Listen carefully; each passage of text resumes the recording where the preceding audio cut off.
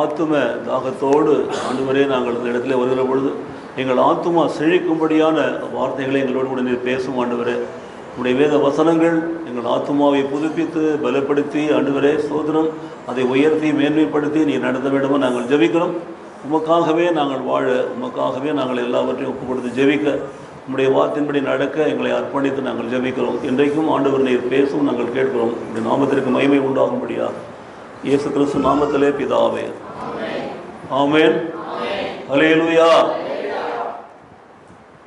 கிறிஸ்துவுக்குள் மிகவும் பிரியமான சகோதர சகோதரிகளே, ஆண்டவராகிய இயேசு கிறிஸ்து நாமத்திலே நான் உங்களை வாழ்த்துகிறேன்.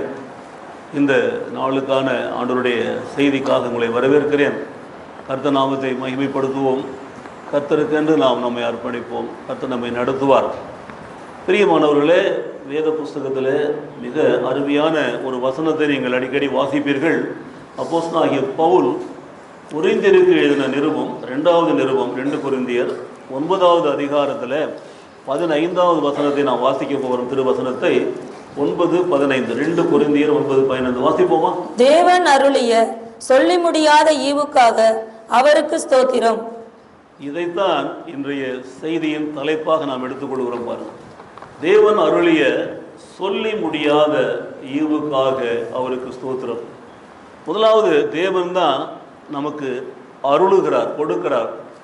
அருள்கிறது என்பதே ஒரு ஆவிக்குரிய வார்த்தை தான். கிருபையை கொடுக்கிறார், தகுதியை கொடுக்கிறார், தகுதிப்படுத்துகிறார், நம்மை மேன்மைப்படுத்துகிறார். ஸோ தேவன் மற்றவர்கள்லாம் கொடுப்பான், மனுஷன் கொடுப்பான், பெற்றுக்கொள்ளுவான், அது வேறு விஷயம். ஆனால் அருளுதல் என்று சொல்லுகிறது பார்த்தீங்கன்னா அதுக்குள்ள ஒரு ஆவிக்குரிய அர்த்தம் இருக்கிறது. தேவன் மெய்யாகவே ஒரு ஆவிக்குரிய ஒரு ஆசீர்வாதத்தை உங்களுக்கு கொடுக்கும்படி தான் தேவன் அருளுகிறார் என்று சொல்லப்படுகிறது. தேவன் அருளுகிறார், தேவன் கொடுக்கிறது, தேவன் அருள்வது எல்லாம் ஆவிக்குரிய ஆசீர்வாதமான காரியங்கள். ஆகவே தேவன் அருளிய சொல்லி முடியாத என்று எழுதப்பட்டிருக்கிறது 2வது. அப்போது அவருடைய கொடைகள், அவருடைய கனிகள், அவருடைய வரங்கள், அவருடைய ஆசீர்வாதங்கள், அவர் நமக்காக கொடுக்கிற எல்லாவற்றையும் நாம் சொல்லி சொல்லி சொல்லி முடியவே முடியாது. அது போய்கொண்டே இருக்கும். It is the continuous process. We cannot put a full stop for that. ஆண்டவருடைய ஆசீர்வாதங்களுக்கு, தேவன் நமக்கு கொடுக்கிற அருள் அனுமானங்களுக்கு, அருள் கொடைகளுக்கெல்லாம் ஒரு கமா போடவே முடியாது. கமா போடலாம், ஒரு முற்றுப்புள்ளி வைக்கவே முடியாது. கமா போட்டுக்கொண்டே போகலாம். அவர் கொடுத்து கொண்டே இருக்கிறார். அது சொல்லி முடியாத ஒரு காரியம். அவர் ஆசீர்வதிக்கிறார், ஆசீர்வதித்து கொண்டே இருக்கிறார், அவர் ஆசீர்வதிப்பார். அவர் அருள்கிறார், அருளிக்கொண்டே இருப்பார், அவர் அருள்வார். அவர் கொடுப்பார், கொடுத்து கொண்டே இருக்கிறார், அவர் கொடுப்பார். இப்படி நாம் சொல்லிக்கொண்டே போகலாம். ஸோ தேவன், சகலத்தையும் படைத்த சர்வ வல்லமையுள்ள தேவன் நமக்கு அருளிய, நமக்கு கொடுத்து கொண்டிருக்கிற ஆசீர்வாதமான ஆவிக்குரிய காரியங்கள், அவைகளை சொல்லி முடியவே முடியாது. சொல்லிக்கொண்டே இருக்கலாம். ஏனென்றால் நாம் வாழும் நாளெல்லாம் அவர் கொடுக்கிற அந்த ஈவுகளை பெற்றுக்கொண்டு தான் வாழ்கிறோம். ஸோ சொல்லி முடியாத என்று சொல்லுகிற பொழுது அதற்கு முடிவே கிடையாது. இன்ஃபினிட் என்று சொல்வார் ஆங்கிலத்தில். முடிவற்றது, போய்கொண்டே இருக்கும், சொல்லிக்கொண்டே இருக்கலாம்.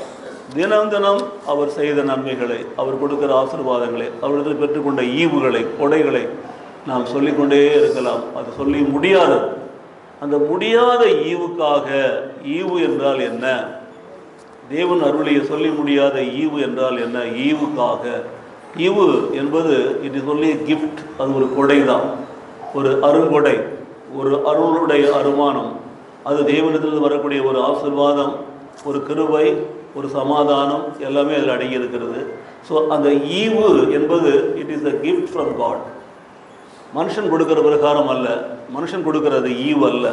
தேவன் கொடுக்கிற ஈவு இட் இஸ் அ கிஃப்ட். அது ஒரு கொடை, அது ஒரு அருண்கொடை, அது தேவனால் கொடுக்கிறது. அந்த அருண்கொடைக்காக அவருக்கு ஸ்தோத்திரம். இது உரிமையிலே சொல்லப்பட்டிருக்கிறது. ஒரே ஒரு ஈவா கொடுக்கிறார் இல்லை, அவர் கொடுக்கிறது ஒன்று மாத்திரம் கிடையாது. அவர் கொடுத்து கொண்டே இருக்கிறார், பல ஈவுகளை கொடுத்து கொண்டே இருக்கிறார். ஸோ அவர் கொடுக்கிற அந்த ஈவுக்காக, அந்த ஈவுகளுக்காக, அந்த ஈவுக்காக அவருக்கு நாம் ஸ்தோத்திரம் செலுத்த வேண்டும். கர்த்தரை துதிக்கணும், ஸ்தோத்திரிக்கணும். எவ்வளவோ காரியங்கள் இருக்கிறது பாருங்கள். கர்த்தரை துதிப்பதற்கும் ஸ்தோத்தரிப்பதற்கும் நிறைய காரியங்கள். ஸ்தோத்திரம் ஸ்தோத்திரம் என்று சொல்லுவோம் என்று சொன்னால் வெறும் ஸ்தோத்திரம் கிடையாது. இன்றைக்கு சகோதரர் நடத்தும்போது பார்த்தீங்கன்னா விண்ணப்பங்களுக்காக நிறைய காரியங்களை சொல்லி சொல்லி ஜெபிக்கணும்னு சொல்லிட்டு இருக்காரு பாருங்க. ஸோ ஒரே காரியத்தை வேறு வேறு வார்த்தைகளில் கூட சொல்லலாம். அவைகள் எல்லாமே ஸ்தோத்திரம் பண்ண வேண்டிய காரியங்கள் தான். இப்போ ஸ்தோத்திரம், தேவனுக்கு ஸ்தோத்திரம், கர்த்தருக்கு ஸ்தோத்திரம், கர்த்தருக்கு ஸ்தோத்திரம். அப்போ தேவன் அருளிய சொல்லி முடியாத ஈவுகளுக்காய் அவருக்கு ஸ்தோத்திரம் என்று சொல்கிறார்கள். அப்போ தேவன் அருளிய ஈவு என்றால் என்ன என்று நாம் பார்க்கிற பொழுது, தேவன் அருளிய ஈவு தான் நமது ஆண்டவராகிய இயேசு கிறிஸ்து. தம்முடைய ஒரே பேரான குமாரனை இந்த உலகத்திற்கு அனுப்புகிறார். இந்த செய்தியானது கிறிஸ்மஸ் நாளிலே கொடுக்கப்பட வேண்டிய ஒரு செய்தி தான். தேவன் அருளிய சொல்லி முடியாத ஈவுகளுக்காய் ஸ்தோத்திரம் என்று சொல்லி, அது ஏன் சாதாரண ஒரு நாளில் கொடுக்குறோம் என்று சொன்னால், கிறிஸ்மஸ் நாளில் சொல்லுகிற பொழுது கிறிஸ்து பிறந்தார், கிறிஸ்துவை கொடுத்தார் என்று சொல்லலாம். தேவன் கொடுக்கிற ஆண்டவராய் இயேசு கிறிஸ்துவை குறித்து நாம் சொல்லிக் கொண்டிருக்கலாம். தேவன் தம்முடைய ஒரே பேரான குமாரனை விசுவாசிக்கிறவனை எவனும் அவன் கெட்டு போகாமல் நித்திய ஜீவனை பெற்றுக்கொள்ளும்படி இவ்வளவாய் உலகத்தின் மேலே அவர் அன்பு கூர்ந்தார் என்று எழுதப்பட்டிருக்கும் யோவான் எழுதின சுவிசேஷம் 3ஆம் அதிகாரத்தில் 16ஆம் வசனம் அப்படியே சொல்லுகிறது.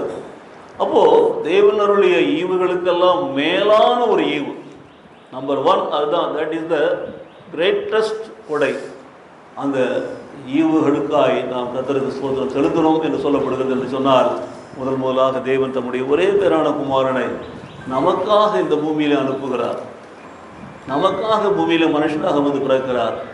நமக்காக பூமியிலே வளர்கிறார். 33 ஆண்டுகள் வாழ்கிறார். 30 வருடம் தகப்பனுக்கும் தாய்க்கும் கீழ்ப்படிந்து நடக்கிற ஒரு மகனாக, தாயை காக்கிற ஒரு மகனாக இருக்கிறார். கடைசி 3 வருடங்கள் ஆண்டவருக்கென்று பிதாவினுடைய சுவிசேஷத்தை அறிவித்து ஊழியம் செய்து வந்த நோக்கத்தை நிறைவேற்றும்படி தன்னைத்தானே சிலுவை மரணை மட்டும் தன்னை தாழ்த்துகிறார். தாழ்த்தி தன்னை சிலுவை மரணத்துக்கு ஒப்பு கொடுக்கிறார். அந்த ஈவுக்கு தான் நாம் ஸ்தோத்திரம் செலுத்த வேண்டும். அப்போ ஈவுகளுக்கெல்லாம் மேலான ஈவு, முதலாவது ஈவு, முதன்மையானது, number 1, that is the greatest gift என்று சொல்லப்படுகிறது. அதற்கு மேலே ஒரு கொடை கொடுப்பதற்கு பூமியில் இல்லை. தேவன் கொடுக்கிற எல்லா கொடைகளுக்கும் மேலான ஒரு கொடை தான் ஆண்டவராகிய இயேசு கிறிஸ்து. பார்த்தீங்களா? ஹல்லேலூயா. நமக்கு அப்படிப்பட்டதான ஒரு கொடையை கொடுத்துருக்கிறதுனால தான் அந்த ஒரே பேரான குமாரனை இன்றைக்கு நாம் பெற்றுக்கொண்டு ரட்சிப்படைந்து பாவ மன்னிப்படைந்து ஆண்டவரோடு என்றென்று பல்வேறு இருக்கிற ஒரு பெரிதான மேன்மையான காரியத்தை நாம் பெற்றுக்கொள்கிறோம். அதுதான் அவர் கொடுக்கிற ஒரு ஈவு என்று நாம் பார்க்கிறோம். ஸோ அந்த ஈவு என்று பார்க்கிற பொழுது தேவனுடைய ஒரே பேரான குமாரன், பிள்ளை. இப்போ வேதத்தில் பார்த்தீங்கன்னா தேவனுடைய பிள்ளை, தேவனுடைய சுதன், தேவனுடைய குமாரன் ஆண்டவராகிய இயேசு கிறிஸ்து கொடுக்கப்படுகிறார். அந்த ஈவுக்காக நாம் ஸ்தோத்திரம் செலுத்துகிறோம். ஆனால் அதே போல நிறைய ஈவுகளை தேவன் பிள்ளைகளாக கொடுக்கிறார்.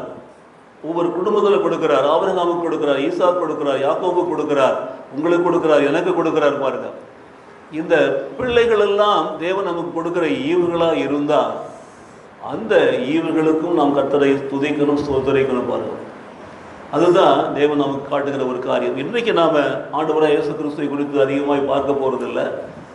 அவர் தான் எல்லா ஈவுகளுக்கும் மேலான ஈவு என்று நான் சொல்லுகிறேன். அவரைத்தான் நமக்கு கொடுத்திருக்கிறார்.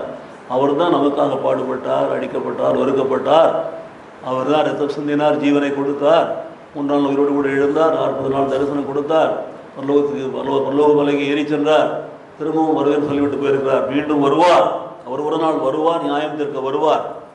அந்த நல்ல தேவனை நாம் நம்பி தான் வாழ்ந்து கொண்டிருக்கிறோம். அது தேவன் அவருடைய சொல்லி முடியாத ஈவு. அது முதலாவது ஈவு. அதற்காக கர்த்தருக்கு நாம் நன்றி சொல்லுவோம், ஸ்தோத்திரம் பண்ணுவோம். நம்முடைய ஜெபத்தில் பிதா, குமாரன், பரிசுத்த ஆவி என்று நாம் சொல்லுகிறோம். 3 ஆட்கள் தனித்தனியாக சொல்லி ஜெபிப்பது கிடையாது. ஒரே தேவன் 3 நிலையில் வெளிப்பட்டிருக்கிறார், அவ்வளோதான். It is only the same God who has reflected in the world in the form of the Father and of the Son and of the Holy Spirit in 3 forms, in 3 states maybe, but it is only one God. அதுதான் ஆண்டவராக இயேசு கிறிஸ்து நாம் பார்த்து நாம் முடிக்கிறோம். சரி, இன்றைக்கு அதை குறித்து நாம் அதிகமாக பேசலை. வரும் கிறிஸ்துமஸ் நாட்களில் நாம் பேச போகிறோம். ஸோ மற்ற ஈவுகளை குறித்து நாம் வாசிக்க போகிறோம். முதலாவது எடுத்து வாசிக்கலாம். ஆதியாகமம் 30ஆம் அதிகாரத்தில் 20வது வசனத்தை ஒருவர் வேத புஸ்தகம் எடுத்து வாசிக்கலாமா?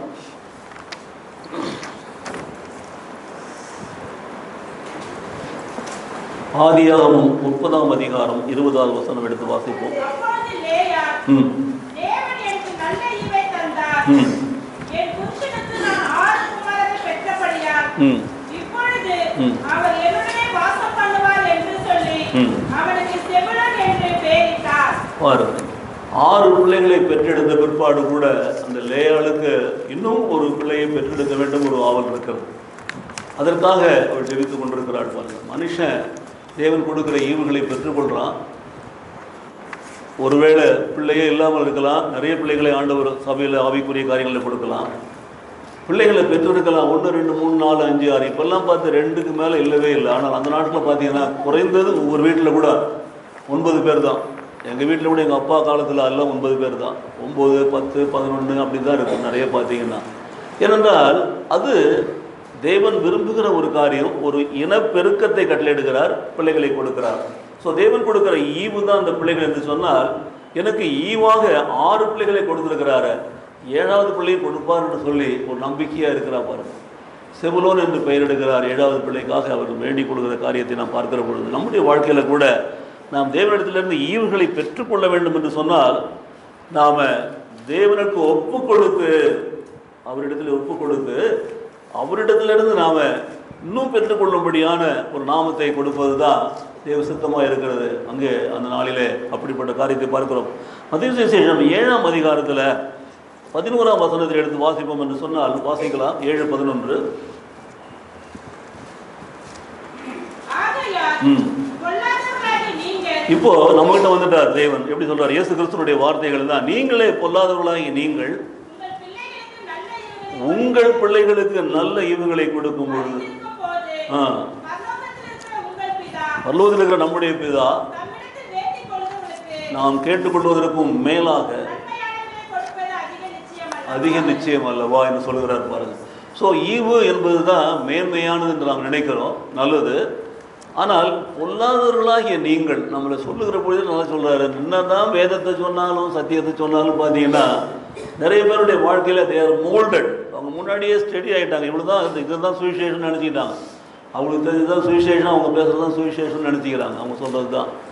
அதற்கு மேலே இருக்கிறத பற்றி அவங்க உணர்றதே கிடையாது. ஆனால் எல்லாவற்றுக்கும் ஒரு அளவு இருக்கிறது, பட் வேதத்திற்கு அளவே கிடையாது. இன்னும் சொல்லிக்கொண்டே இருக்கலாம் பாருங்கள். அப்போ என்ன சொல்கிறா பாருங்கள், பொல்லாதவர்களாகிய நீங்களே உங்கள் பிள்ளைகளுக்கு நல்ல ஈவுகளை நீங்கள் கொடுக்க அறிந்திருக்கிற பொழுது பரலோகத்தில் இருக்கிற நம்முடைய பிதா நமக்கு அதைவிட மேலான ஈவுகளை கொடுக்க வல்லவராக இருக்கிறார் அல்லவா. ஸோ தேவன் அருளிய ஈவு என்று பார்த்தால் கொடைகளில் எவ்வளோ சொல்லி கொண்டு போகலாம், அதுக்கு கணக்கே கிடையாது. 1 2 3 2 1000 2000 3000 ஒருத்தருடைய வாழ்க்கையிலும் லட்சக்கணக்கான கோடிக்கணக்கான ஆசீர்வாதங்களை கொடுத்து கொண்டே இருக்கிறார். எல்லாம் தேவனுடைய ஈவு தான். ஆனால் பொல்லாதவர்களாக நீங்கள் கொடுப்பதற்கும் பிதாவாகிய தேவன் கொடுப்பதற்கு வித்தியாசம் இருக்கிறதை பார்க்கிறோம். இன்னொரு வசனத்தை வாசிக்கலாம். லூக்கா 11ஆம் அதிகாரத்தில் 13ஆம் வசனத்தை வாசிப்போம். லூக்கா 11:13 இதே தான் வரும். பொல்லாதவர்களாக நீங்கள் உங்கள் பிள்ளைகளுக்கு நல்ல உங்கள் பிள்ளைகளுக்கு நல்ல ஈவுகளை கொடுக்க அறிந்திருக்கும்போது பரமபிதாவானவர் தம்மிடத்தில் வேண்டிக் கொள்கிறவர்களுக்கு பரிசுத்த ஆவியை கொடுப்பது அதிக நிச்சயம் அல்லவா என்றார். அங்கே நல்ல ஈவுகளை கொடுக்க சொன்னார். இங்கே நல்ல ஈவாக பரிசுத்த ஆவியானவர் சொல்கிறார். அவர் இயேசு கிறிஸ்துவை பற்றி யோவான் 3:14 வாசிக்கிறோம்.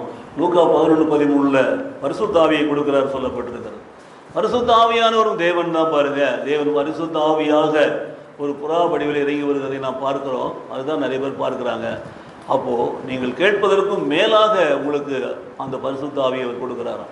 ஸோ தேவன் அருளிய ஈவில் ஆண்டவர் இயேசு முதல்ல வருகிறார் என்று சொன்னால் 2வது பரிசுத்த ஆவியானவர் வருகிறார்.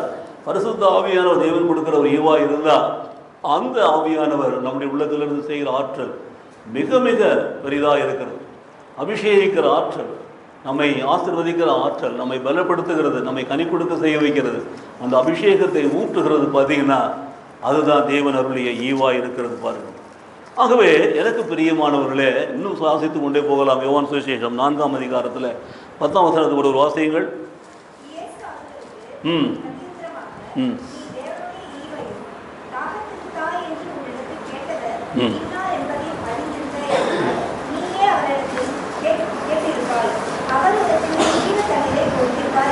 சமாரிய பெண்ணோடு பேசின உரையாடலில் நம்ம பார்க்கிறோம். 4ஆம் அதிகாரம் யோவான் சுவிசேஷத்தில் அதுதான் சொல்லப்பட்டிருக்கிறது. பார்த்தீங்கன்னா அவர்கிட்ட நீ யார்கிட்ட கேட்குற, என்ன கேட்குற என்பதை யோசித்து பாரு.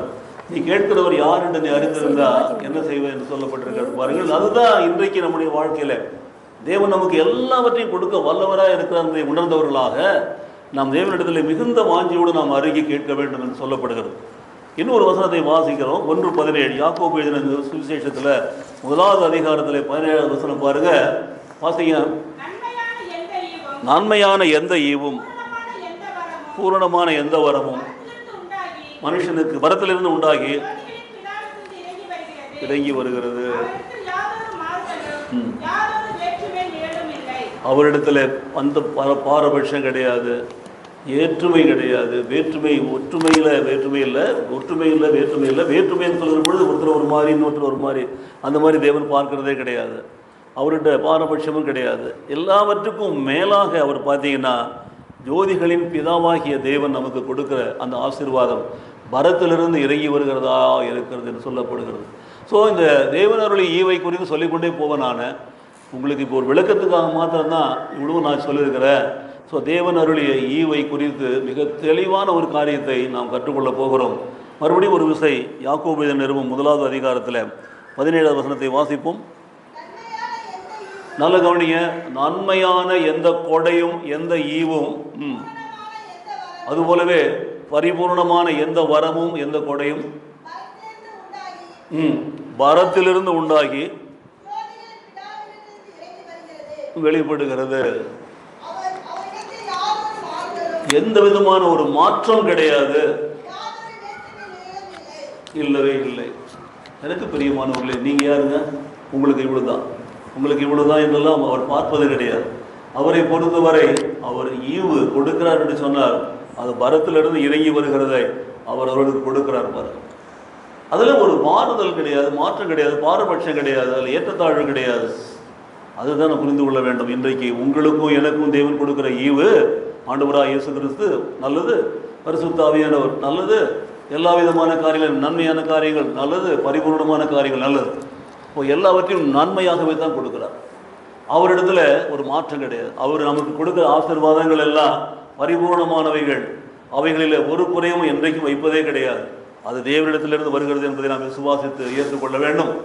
அது ஆளுக்கு ஆள் என்று நாம் பார்க்கிற பொழுது கர்த்தருக்கு சித்தமான ஒரு காரியத்தை தான் நாம் பெற்றுக்கொள்ள முடியும். ஆகவே இந்த நாளிலே உங்களுக்கும் எனக்கும் தேவன் கொடுக்கிற ஈவை குறித்த சில காரியங்களை நாம் பார்க்க போகிறோம்.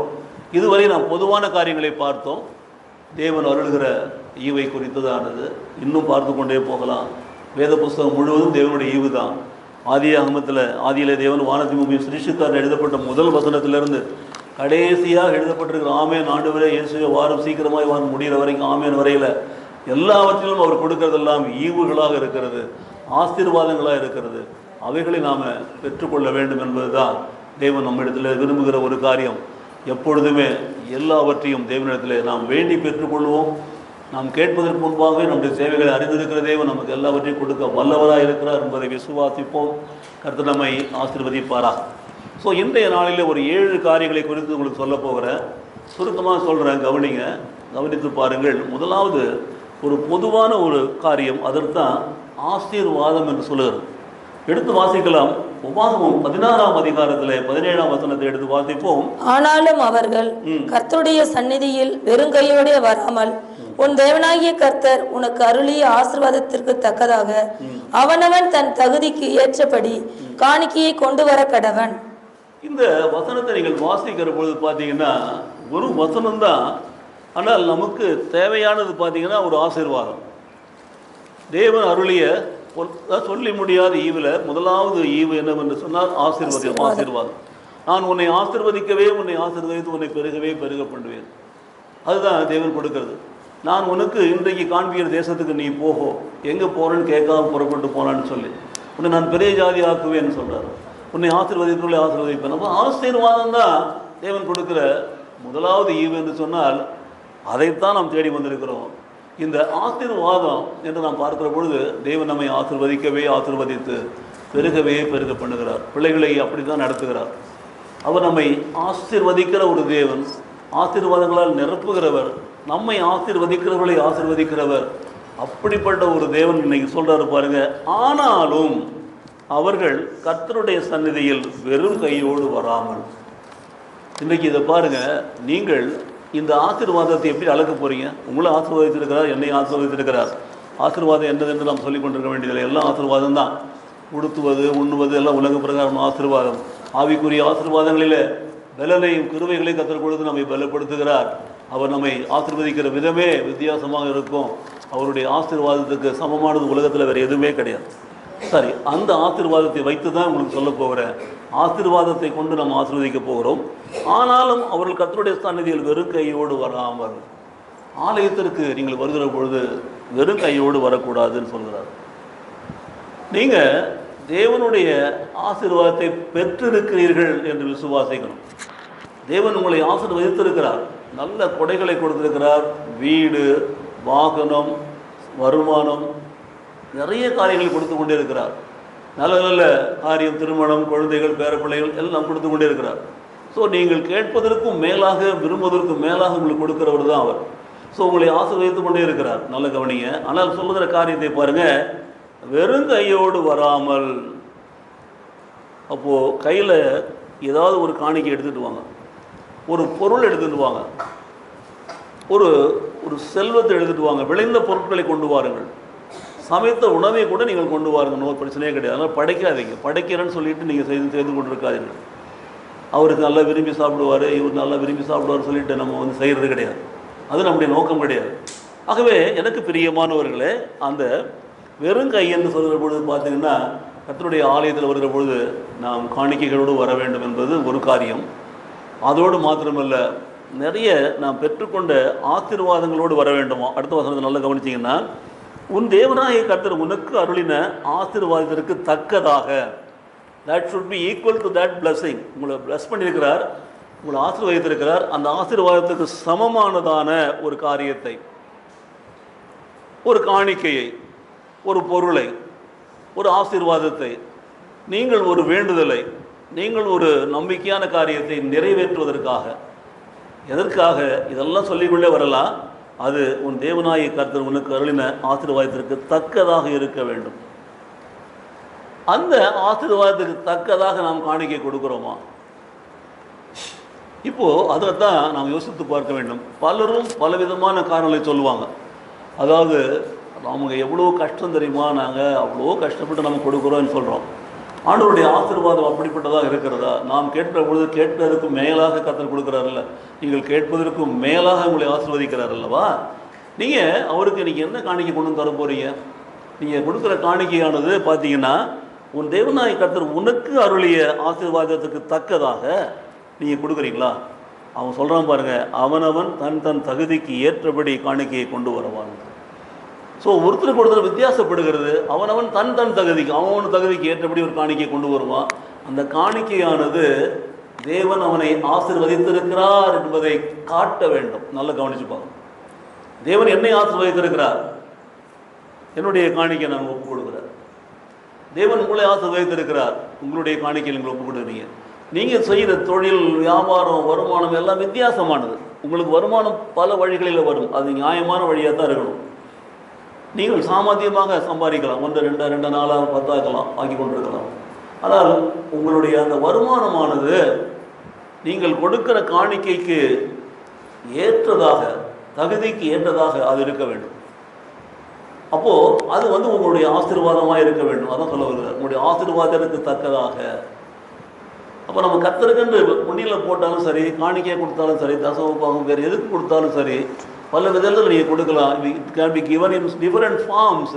தசமபாகமாக கொடுக்கலாம், காணிக்கையாக கொடுக்கலாம், கட்டணம் கட்ட கொடுக்கலாம், பொருட்கள் வாங்க கொடுக்கலாம், சபையை பராமரிக்க கொடுக்கலாம், பல விதத்தில். ஆனால் உங்களுடைய ஆசீர்வாதத்துக்கு தக்கதாக அது இருக்க வேண்டும். அதுதான் மிக முக்கியம். ஸோ இங்கே உட்கார்ந்துருக்கிற அத்தனை பேரும் ஆளுக்கு 10 லட்சம் சம்பாதிக்கல, அத்தனை பேரும் ஆளுக்கு 10,000 சம்பாதிக்கல. நல்லா யோசிச்சு பாருங்க. அப்போது உங்களுக்கு திறமைக்கு தக்கதாக, உங்களுடைய வருமானத்துக்கு தக்கதாக, உங்களுடைய ஆசீர்வாதத்துக்கு தக்கதாக சொல்லப்பட்டிருக்கிற வசனம். ஆசீர்வாதத்துக்கு தக்கதாக நீங்கள் என்ன பண்ணணும்? அவனவன் தன் தன் தகுதிக்கு ஏற்றபடி காணிக்கையை கொண்டு வர வேண்டும்.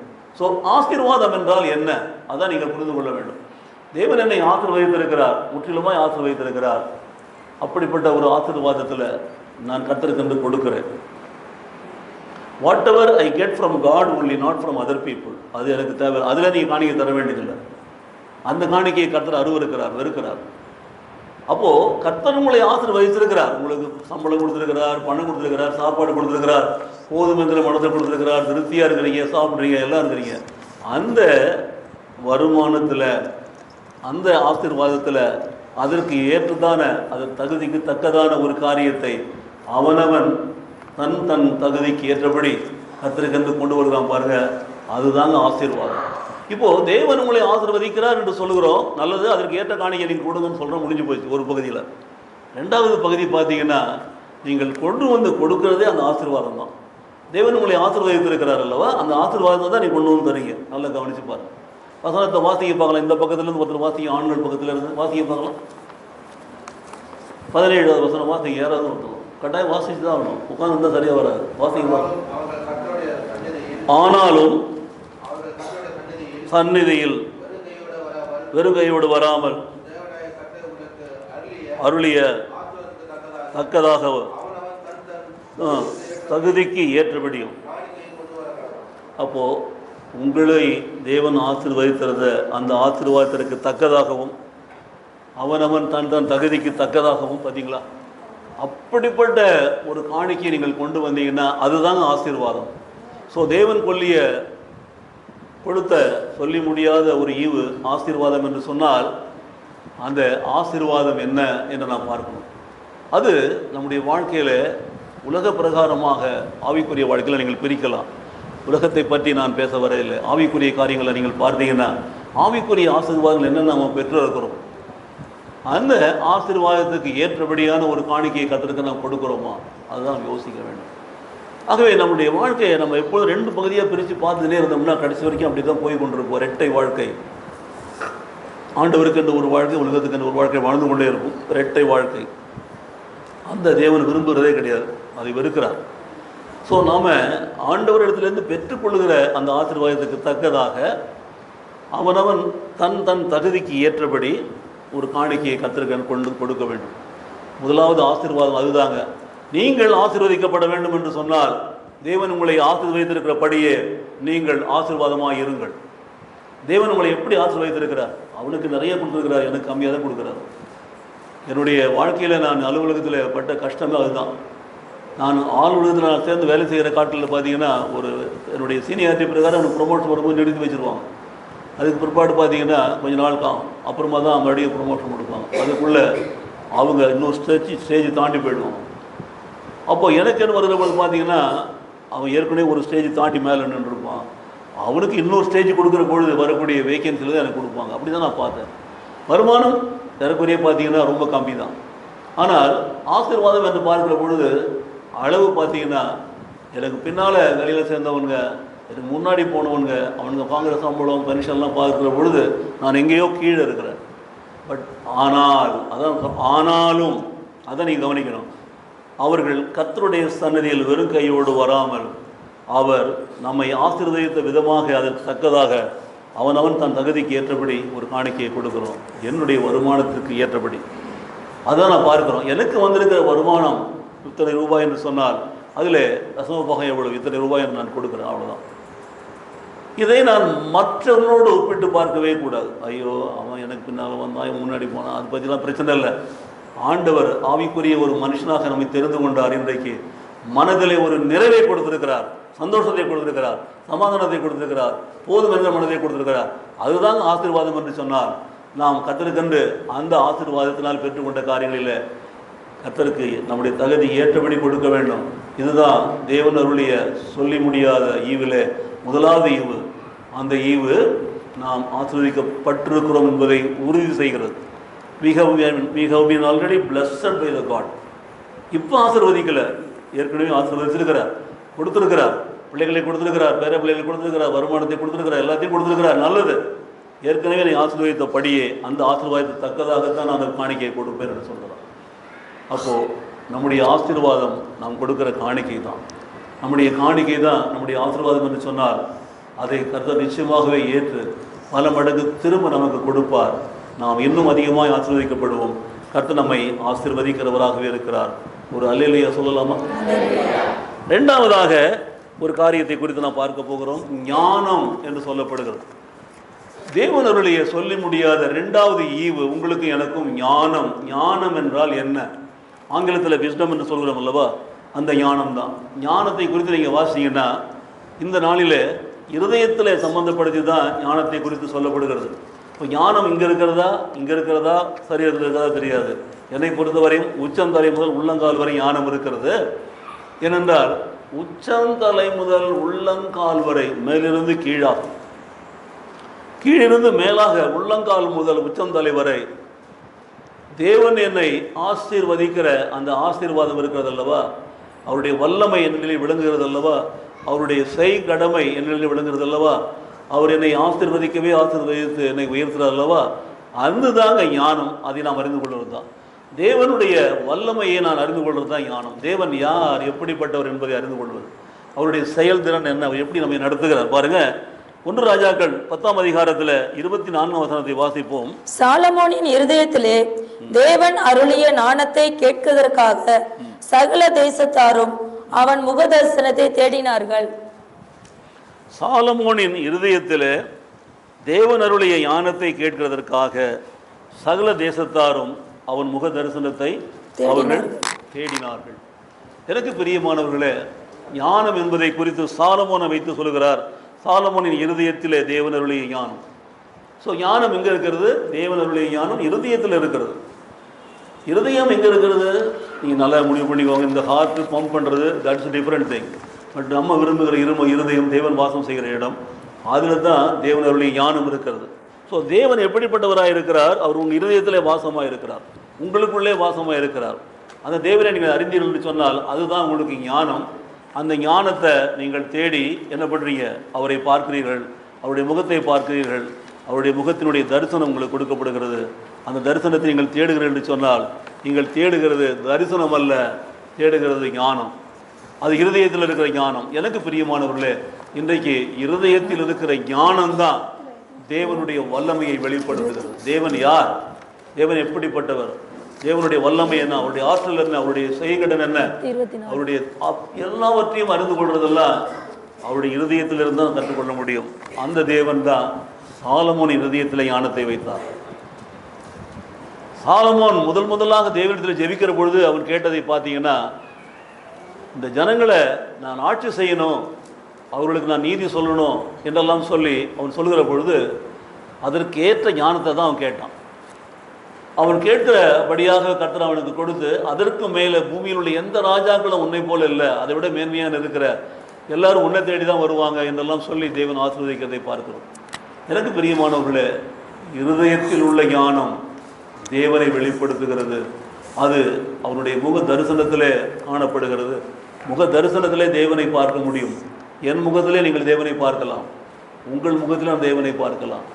ஆனால் தேவன் உங்களுடைய இருதயத்தில் இருந்தால் அதுதான் ஞானம். இன்னொரு வசனத்தை வாசிக்கலாம். 2 நாளாகமம் 9ஆம் அதிகாரம் 23ஆம் வசனம். சாலமோனின் இருதயத்திலே தேவன் அருளிய ஞானத்தை கேட்பதற்கு பூமியின் ராஜாக்கள் எல்லோரும் அவன் முக தரிசனத்தை தேடினார்கள். இந்த ஞானம் என்பது பாருங்க, இருதயத்தில் இருக்கிறது, ஆனால் முகத்தில் தெரிகிறது. சாலமோன் காரியத்தில் பார்க்கிறாங்க, சாலமோனுடைய இருதயத்தில் இருக்கிறது, அவனுடைய முகத்தில் தெரிகிறது. முகத்தை தேடுகிறார்கள், முக தரிசனத்தை தேடுகிறார்கள். தேவனை அவனுடைய முகத்திலே பார்க்கிறார்கள். மறுபடியும் 2வது வசனத்தில் பார்த்தீங்கன்னா, இருதயத்தில் தேவன் அருளிய ஞானத்தை அவர்கள் என்ன பண்றாங்க? பூமி ராஜாக்கள் எல்லோரும் அவனுடைய முக தரிசனத்தை தேடினார்கள்.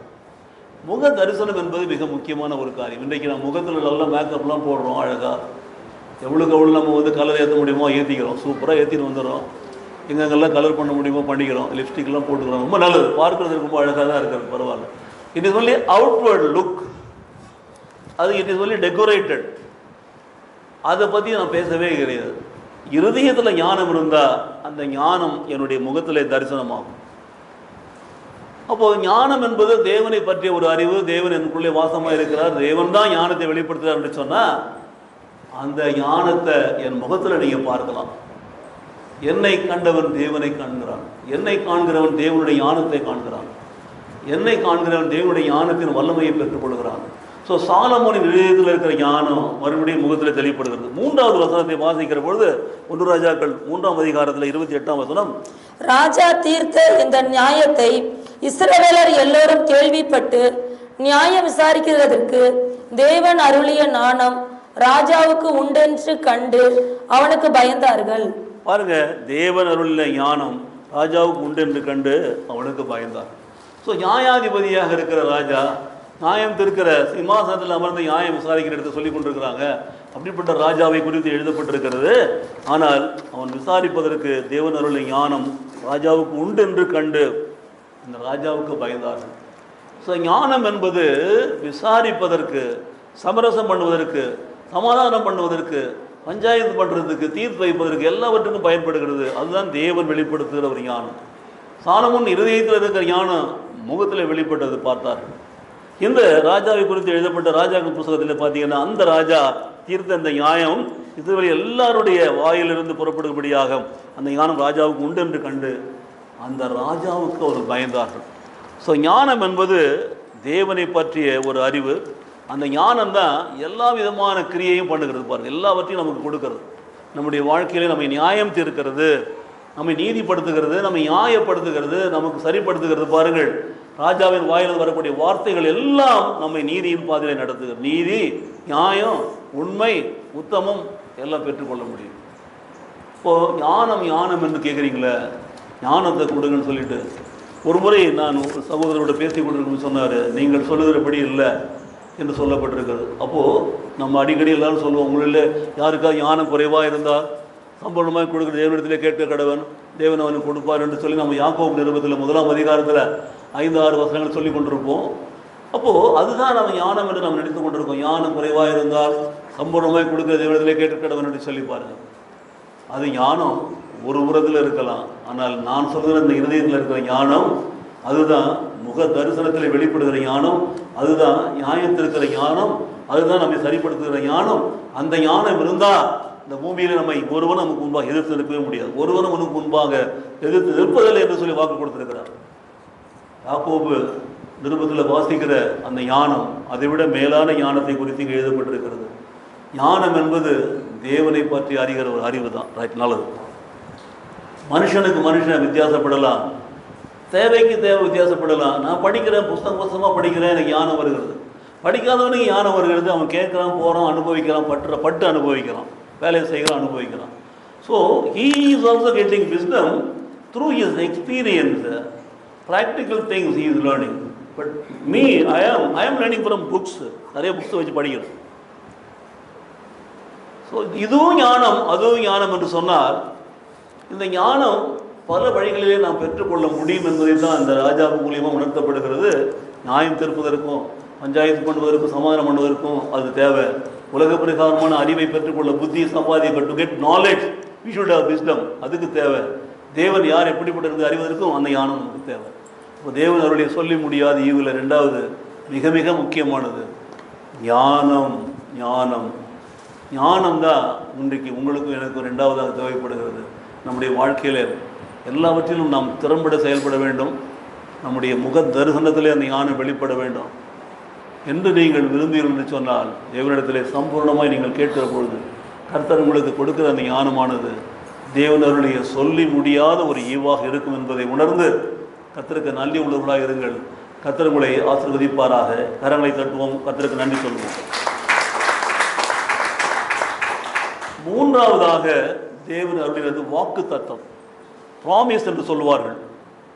தேவன் நமக்கு வாக்கு கொடுக்கிறார். அவருடைய வாக்கு தத்தங்கள் எல்லாம் ஆம் என்றும் ஆமேன் என்றும் இருக்கிறது. வேதத்தில் சொல்லப்பட்டிருக்கிற எல்லா வாக்கு தத்தங்களும் நம்முடைய வாழ்க்கையில் நிறைவேறி கொண்டிருக்கிறது. நிறைய பேர் ஒரு வாக்கு தத்தம் எடுத்தோம்னா, ஐயோ அது மட்டும் தான் வாக்கு தத்தமா, வேதம் முழுக்க வாக்கு தத்தம்னு சொல்லுவார். ஆனால் வேதத்தில் அவருக்கு என்ன தெரியும்னு தெரியாது. அவர் சொல்லிட்டுனா உலகிட்டு இருப்பார், நிறைய உலகிட்டு இருப்பார். பசங்களுக்கும் புரியாது, ஒருத்தருக்கும் புரியாது. நான் என்ன சொல்ல வரேன்னா, வசனம் என்பது ஆதி ஆகமத்தில் 1 அதிகாரத்து 1ஆம் வசனத்திலேருந்து திருவெளிப்பாடு கடைசி அதிகாரத்தில் கடைசி வசனம் வரை இருக்கிறது, நல்லது தான். ஆனால் எங்கெங்கே என்னென்ன எப்பப்போ எப்படி என்பதை நாம் அறியாமல் எல்லாவற்றையும் வரிசைப்படி சொல்லி கொண்டு வந்தோம்னா பிரயோஜனமே கிடையாது. ஸோ தேவன் ஒரு வாக்கு தத்தம் பண்ணினா, உங்களுக்கு ஒரு ப்ராமிஸ் சொல்லியிருந்தார்னா அதை கொடுப்பார். ஐ காட் ஏ புக் என்னிடத்தில் இருக்கிறது. அது எடுத்த உடனே முதல்ல போடக்கூடியது பார்த்தீங்கன்னா ப்ராமிசஸ், ப்ரேயர்ஸ் என்றெல்லாம் வரும். எனக்கு பிரியமானவர்களே, பிபிபி என்று போடுவோம் பாருங்கள். தேவனுடைய வாக்கு தத்தம் தேவனுடைய ஜெபத்தின் மூலமாக நமக்கு கொடுக்கப்படுகிறது. அப்போது வாக்கு தத்தங்கள் எல்லாம் வாக்கு தத்தம் தான். அது ஆம் என்றும் ஆமேன் என்று தான் இருக்கும் என்று சொல்லப்படுகிறது, இல்லை என்று இருக்குன்னு சொல்லப்படவே இல்லை. இப்பொழுதும் தேவனாகிய கர்த்தாவை எடுத்து வாசியுங்கள். 2 நாளாகமத்தில் 1 அதிகாரத்தில் 9வது வசனம். இப்போதும் தேவனாகிய கர்த்தாவே, நீர் என் தகப்பனாகிய தாவீதுக்கு அருளின வாக்கு தத்தம் உறுதிப்படுவதாக. தேவரீர் பூமியின் தூள் அத்தனை ஏராளமான ஜனத்தின் மேல் என்னை ராஜாவாக்கினீர். அப்போ தேவன் தாவீதுக்கு அருளின வாக்கு தத்தம் என்னது? தாவீது தேவனிடத்தில் என்ன கேட்டான்? ஆண்டவரே, என்னுடைய சந்ததி இந்த பூமியை ஆள வேண்டும், எனக்கு பிற்பாடு என்னுடைய குமாரன், அதற்கு பிற்பாடு அவனுடைய குமாரன் என்றெல்லாம் சொல்லி இவர்கள் தான் இந்த இஸ்ரவேல் தேசத்தை ஆள வேண்டும் என்று சொல்லி அவன் கேட்டுட்டான், ஆண்டவரிடத்தில் கேட்கிறான். அதுபோலவே அந்த ஆலயத்தை கட்டுவதற்கான எல்லா பணமும் சொத்தும் சேர்த்து வச்சுட்டான். ஆனால் நீ கட்ட மாட்டேன்னு சொல்லிட்டார் ஆண்டவர். அதை தன்னுடைய மகன் தான் கட்ட வேண்டும் என்று சொல்லி கேட்கிறான். அப்போது தேவன் தாவீதுக்கு என்று ஒரு விசேஷத்தை வாக்கை கொடுத்திருக்கிறார் என்று நான் பார்க்கிறோம். இப்போதும் தேவனாகிய கர்த்தாவே, நீர் என் தகப்பனாகிய தாவீதுக்கு அருளின வாக்கு தத்தம் உறுதிப்படுவதாக. நீர் சொன்னபடி அவனுடைய சந்ததியை இந்த பூமியிலே ஆட்சி செய்யணும். அவன் உமக்கென்று வாசம் செய்ய ஒரு ஆலயத்தை அவனுடைய சந்ததியை சேர்ந்தவள் கட்டட்டும். இப்படியெல்லாம் அவர் அவனுக்கு வாக்கு கொடுத்து கொண்டே இருக்கிறார். ஆனால் அவன் நிலையை பார்த்தீங்கன்னா வேறு மாதிரி இருக்கும். துரத்தி விடப்படுகிறான், அலைந்து திரிகிறதெல்லாம் பார்க்கிறோம்.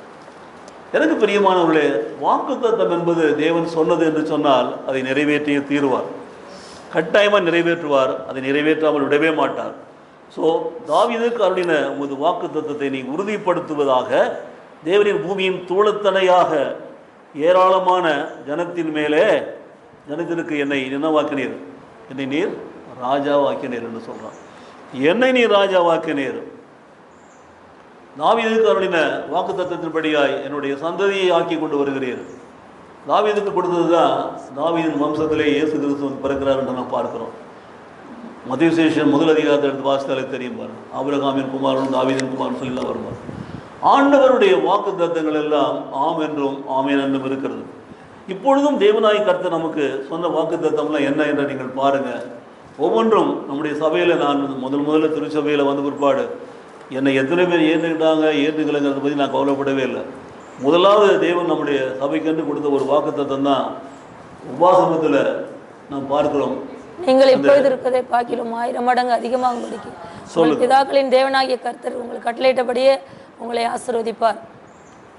அப்படியாக தேவன் நமக்கு கொடுத்தார்னா அதுதான் இன்றைய வரைக்கும் நிறைவேற்றி கொண்டு வருகிறார். அவருடைய வாக்கு தத்தத்தை நீங்கள் பார்க்க வேண்டும் பாருங்கள். ஒரு பெருக்கத்தை அவர் அப்பொழுது கட்டளையிட்டார், ஜன பெருக்கம்.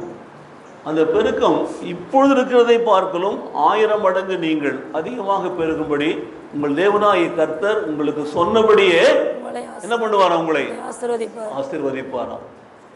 சொன்னபடி ஆசீர்வதிக்கிறவர், தாவீதுக்கு சொன்னபடி வாக்குத்தத்தை நிறைவேற்றுகிறவர், உங்களுக்கும் வாக்குத்தத்தை கொடுத்து கொண்டே இருக்கிறார். அடுத்தது எனக்கு கொடுத்தார், உன்னை தொடுகிறவன் கண்மணியை தொடுகிறான்னு சொன்னார். அடுத்தது கொடுத்தார், கண்மணியை போல் என்னை பாதுகாத்துன்னு சொன்னார். அப்போ கொடுத்த வாக்குத்தத்தை நிறைவேற்றி கொண்டே தான் வருகிறார் பாருங்கள். என்னுடைய காலத்தில் நான் அவைகளை காணும்படியான காரியங்களை கொடுக்கிறார். எனக்கு பிரியமான சகோதர சகோதரிகளே, தேவனுடைய வாக்கு தத்தங்கள் வேதத்திலே கொடுக்கப்பட்டு கொண்டிருக்கிறது, கொடுத்திருக்கிறது. உங்களுக்கும் எனக்கு கொடுக்கப்பட்டிருக்கிறது. இந்த வாக்கு தத்தத்தெல்லாம் பாரபட்சம்லாம் பார்க்க வேண்டியதில்லை. அவர்களுக்கு கொடுக்கப்பட்ட வாக்கு தத்தத்தை அவர்கள் பற்றி கொள்ளலாம். அதன்படி கர்த்தர் நிச்சயமாக நடத்துகிறார். ஆனால் அந்த வாக்கு தத்தம் உறுதிப்படுவதாக என்று சொல்கிறான். சொல்லிட்டு இவ்வளோ பெரிய ஜனங்களுக்கு நீ ராஜாவாகி மாற்றி சொல்லிக்கிறான் பாருங்கள். அப்போது நீ சொன்ன அந்த வார்த்தையின்படி நீ நடத்துங்கலாம். 2வது வசனத்தை வார்த்தையும் அப்போஸ்தலர் நடபடி 2ஆம் அதிகாரம் 33ஆம் வசனம். அவர் தேவனுடைய வலது கரத்தினாலே உயர்த்தப்பட்டு பிதா அருளிய வாக்குத்தத்தத்தின்படி பரிசுத்த ஆவியை பெற்று நீங்கள் இப்பொழுது காண்கிறதும் கேட்கிறதும் ஆகிய இதை பொழிந்தருளினார். அருளினார். எனக்கு பிரியமானவர்களே, தேவனுடைய வலது கரத்தினாலே உயர்த்தப்பட வேண்டுமா? பிதா அருளிய வாக்குத்தத்தத்தின்படி பரிசுத்த ஆவியை பெற்றுக்கொள்ள வேண்டுமா? நீங்கள் இப்பொழுது காண்கிறது கேட்கிறதுமாகிய இதை நீங்கள் பொழிந்தருள பண்ண வேண்டுமா? பிதா குமாரன் பரிசுத்த ஆவியின் நாமத்தினாலே நம்மை ஆசீர்வதிக்கிறவர். ஆகவே இருந்தவர், இருக்கிறவர், இனி வரப்போகிறவர், நேற்று இருந்தவர், இன்றைக்கு இருக்கிறவர், நாளைக்கு இருக்க போகிறவர், நேற்றும் இன்றும் என்றும் மாறாதவர், ஆதியாய் இருந்தவர், முடிவாய் இருந்தவர், தொடக்கமும் அவரே, முடிவும் அவரே. அவருடைய வாக்குத்தத்தங்கள் எல்லாம் நீங்கள் பார்த்தீங்கன்னா அதில் பிதா குமாரன் பரிசுத்த ஆவியினுடைய ஆசீர்வாதங்கள் முற்றிலும் அடங்குகிறது. அப்போது அந்த ஏன் பரிசுத்த ஆவி அதில் கொண்டு வந்திருக்காருன்னு சொன்னால், அதுதான் தேவனுடைய வரங்களையும் கொடைகளையும் நமக்கு பொழிந்தருளுகிறார். ஸோ வாக்குத்தத்தத்தின் மூலமாக தேவன் வேறு எதுவும் கொடுக்கறதில்லை. செல்வத்தை கொடுக்கல, பொருளை கொடுக்கல, அதெல்லாம் ரெண்டாவது பட்சம், உலக பிரகாரமானது. முதலாவது ஆவிக்குரிய ஆசீர்வாதம் நம்மளுடைய பரிசுத்த ஆவியினால் நம்மை அபிஷேகிக்கிறார். அபிஷேகத்து கொடைகளினாலும் வரங்களினாலும் நிரப்பி நம்மை பலப்படுத்துகிறார், நம்மை உயர்த்துகிறார், மேன்மைப்படுத்துகிறார். இந்த வாக்குத்தத்தங்கள் தான் நமக்கு வர வேண்டும். எனக்கு பிரியமான சகோதர சகோதரிகளே, தேவன் வாக்குத்தத்தம் பண்ணினவர், உண்மை உள்ளவர். அவர் நமக்கு என்னவோ செய்வார், அப்படியே செய்வார். வாக்குத்தத்தங்களை பற்றி கொள்ளுங்கள். நீங்களே காலையில் எழுந்து வேதத்தை திறந்து நீங்கள் ஜெபிக்கலாம். குறிப்பிட்ட வசனத்தை வாசித்து கொண்டே வரலாம். ஒரு அதிகாரமாய் வாசியுங்கள். புஸ்தகமாய் வாசியுங்கள். அன்றைக்கு வாசிக்கிற இடத்துல என்ன வாக்குத்தத்தம் கொடுக்கப்படுது என்று பாருங்கள். அதை பற்றி கொண்டு ஜெபியுங்கள். அதைத்தான் கர்த்தர் உங்களுக்கு ஆசீர்வாதமாய் மாற்றுவார். பொறுக்கி எடுக்க வேண்டியதில்லை, தேடி பார்க்க வேண்டியதில்லை, கிளி ஜோசியக்காரன் கிடையாது. மாறாக முறைப்படி வாசிக்கிற பொழுது அந்த முறையான வேத வாசிப்பில் தேவன் நமக்கு வெளிப்படுவார். அந்த வெளிப்படுதல் தான் வாக்குத்தத்தம். அதை அவர் நிறைவேற்றுவார். அவைகளெல்லாம் ஆம் என்றும் ஆமேன் என்றும் இருக்கிறதா இருக்கிறது. ஹல்லேலூயா. அடுத்ததாக நான்காவதாக பாருங்கள், ஒரு தேவன் அவருடைய சொல்லி முடியாத ஈவு வேதம் என்று சொல்லப்படுகிறது.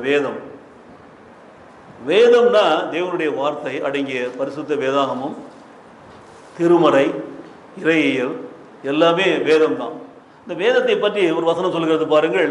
சங்கீதம் 37 31வது வசனம், அவனுடைய தேவன் அருளிய வேதம், அவனுடைய தேவன் அருளிய அந்த வேதம் அவனுடைய இருதயத்தில் இருக்கிறது. அவன் நடைகள் ஒன்றும் பிசகுவதில்லை. அவன் நடைகளில் ஒன்றும் பிசகுவதில்லை. இந்த அவன் யார்? அதான் நீங்க பார்க்கணும். நீங்களா, நானா, யாரோ? ஸோ எப்படி சொல்றான் பாருங்க சங்கீதக்காரன், அவனுடைய தேவன், என் தேவன் எனக்கு அருளின வேதம், உங்கள் தேவன் உங்களுக்கு அருளின வேதம், உங்கள் தேவன் உங்களுக்கு அருளின வேதம், அவனுடைய தேவன் அருளிய அந்த வேதம் எங்க இருக்கிறதா? அவனுடைய இருதயத்தில் இருக்கிறதா.